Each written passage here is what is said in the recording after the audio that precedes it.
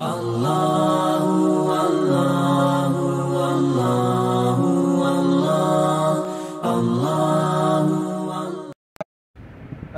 अलैकुम वरहमतुल्लाहि वबरकातुहू। मेरे अजीज भाइयों और दोस्तों, आज मैं आप हजरात को एक खूबसूरत वाकया सुनाता हूँ। जरा गौर से सुनिएगा और क्या नसीहत है इस वाकये के अंदर, जरूर नसीहत हासिल कीजिएगा। वाकया ये है कि एक बादशाह का एक वजीर था जो हर बात पे कहा करता था कि अल्लाह की तरफ से इसी में बेहतरी है और भलाई है। चुनांचे एक मौके पर बादशाह की उंगली कट गई तो उस वजीर ने वही जुमला कहा कि बादशाह सलामत, आपकी उंगली के कट जाने में ही अल्लाह की तरफ से बेहतरी और भलाई है। बादशाह को बड़ा गुस्सा आया कि यहाँ तो मेरी उंगली कट चुकी है और मैं दर्द से कराह रहा हूँ, मुझे बेइंतहा तकलीफ हो रही है और ये कहता है कि इसी में बेहतरी है। चुनांचे फौरन बादशाह ने उस वजीर को कैद करने का हुक्म दिया। जब उस वजीर को जेल में डाला गया तो तब भी वो वजीर कहता है कि अल्लाह की तरफ से इसी में बेहतरी और भलाई है। चुनांचे एक मर्तबा बादशाह शिकार करने गया और चलते चलते किसी दूर दराज इलाके में पहुंच गया कि जहां के बाशिंदे साल में एक मर्तबा अपने माबूदों को खुश करने के लिए, देवी देवताओं को खुश करने के लिए इंसान को कुर्बान करता था, इंसान की बलि चढ़ाता था।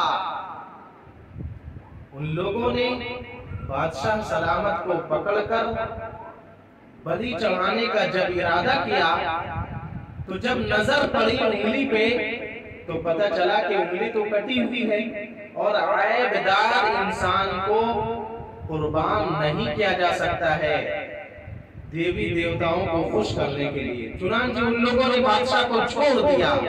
बादशाह खुशी खुशी जब अपनी मंजिल पे पहुंचा तो वजीर को फौरन रिहा करने का हुक्म दिया और कहा कि ये बात तो समझ में आ गई है कि अल्लाह की तरफ से इसी में बेहतरी थी और भलाई थी कि मेरी उंगली कट जाए, क्योंकि आज अगर मेरी उंगली सही सलामत होती तो ये लोग मुझे बलि चढ़ा देते और मैं आज जिंदा वापस ना लौट पाता। लेकिन वजीर, जरा ये तो बताओ कि तुम्हारे जेल में डाल दिए जाने में क्या भलाई और बेहतरी है।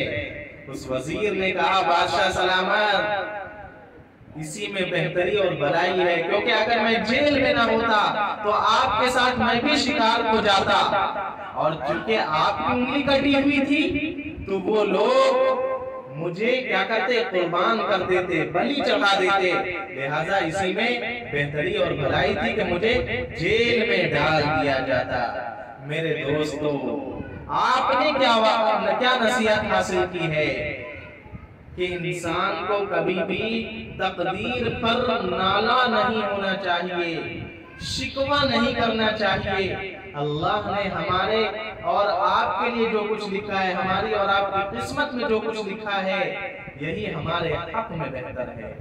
अगर वक्ती तौर पे हम परेशान भी हों तो फिर भी अल्लाह से शिकवा न कीजिए कि हर वक्त हम तकलीफ में होते हैं। मुमकिन है कि उसी में हमारे लिए क्या हो, भलाई और बेहतरी हो। उम्मीद है कि जरूर आपने इस वाकये से नसीहत हासिल की होगी और अगर आपको ये वाकया पसंद आए तो आपसे एक दरख्वास्त है कि हमारे चैनल पाकीज़ा इस्लाम को जरूर सब्सक्राइब कर दीजिए। सब्सक्राइब करने के कोई पैसे नहीं लगते हैं।